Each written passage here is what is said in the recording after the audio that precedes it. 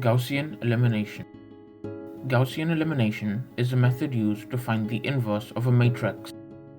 Given a matrix M, Gaussian elimination can be applied to determine its inverse. The steps that form the Gaussian elimination process are: first, apply a row operation to the original matrix to try and transform it into the identity matrix. Row operations include swapping rows, multiplying rows by a scalar, or adding a scaled multiple of another row to a given row. Then, for each operation, apply the same to an identity matrix. Finally, once the original matrix has been transformed into the identity matrix will have been transformed into the inverse. Here's an example of this process.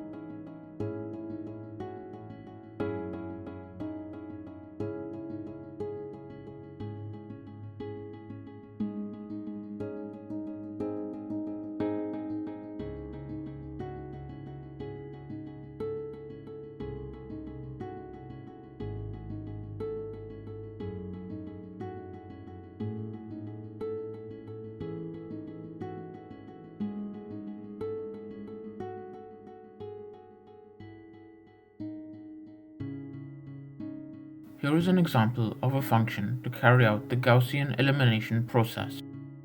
Lines 1 and 2 import the necessary functions from the NumPy library. On line 4, we define the function GaussElim with one input, A. This should be a matrix. The def keyword is used here to define the function. Lines 5 to 14 carry out the checks required before we can find the inverse. We check whether A is an array, A is non-singular, A is a 2D matrix, and whether A is square.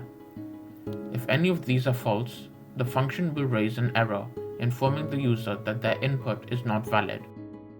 Line 16 creates the identity matrix, which will eventually become the inverse matrix. Line 18 starts a for loop that increments j from 0 to the length of one of the dimensions of the matrix. For every value of j, we first check whether the value at position jj is 0. If so, the process will not work, so we must carry out a row swapping operation. Lines 20 to 26 look through all the rows below the current row to find one which has a non-zero value in the jth column. If no such row is found, lines 27 and 28 raise an error informing the user of this. Otherwise, lines 29 to 31 swap the rows in both the original matrix and the identity/inverse matrix. Once the value at position jj is confirmed to not be 0, we must carry out a row operation to transform all the values above the main diagonal to a 0.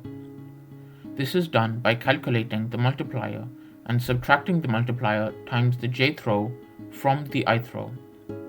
This operation is carried out on the original matrix and the inverse matrix. Lines 33 to 36 carry out this row operation.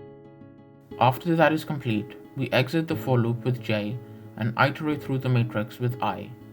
For every position I along the diagonal, we multiply the whole row I by 1 divided by the diagonal value. This should form the ones along the main diagonal that is present in the identity matrix. The last for loop from lines 43 to 48 applied the row operation to make the values below the main diagonal into a 0. This is identical to the process for above the main diagonal, but this time we only transform the values below the diagonal. Finally, line 49 returns the inverse matrix that we have calculated. Try writing and running this program, and if you have any questions, problems, or if you are unsure about anything, feel free to leave a comment and I will do my best to answer them.